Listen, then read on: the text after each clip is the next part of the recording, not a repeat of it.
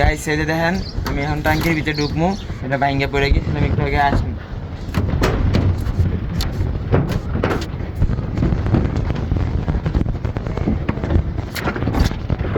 Guys এটার উপরে একটা বড় ইয়া ছিল, তো আমি একটু আগে এটা পরিষ্কার করার জন্য নামতেছিলাম, ইভেন এটা নিয়ে ভাঙ্গা ভিতরে পড়ে গেছে আমার সারা শরীর ভিজা এখানে।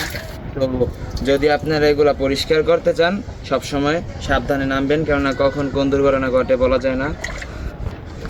আর নিচে দেখেন গাইস কি হয়েছে, দেখেন গাইস দেখেন কি পরিমাণ, হ্যাঁ মনে হইতেছে সব গোল্ড গোল্ড ডিগার হয়ে গেছি আমি এখন।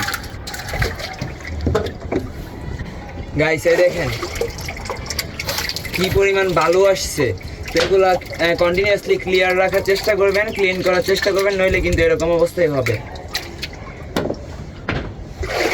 তো অবশেষে আমি কি করলাম, যেহেতু আমার কাছে আপাতত টাকা পয়সা নাই, ওই জন্য আমি এটার গ্রাইন্ডিং মেশিন দিয়ে পুরোটা রাউন্ড করে কাট করলাম। কাট করে এখন মনে করেন আপাতত এইভাবে আছে।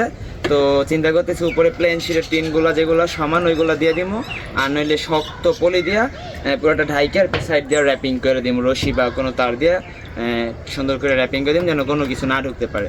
তো এই পর্যন্তই, এটা একটা সতর্কতামূলক ভিডিও।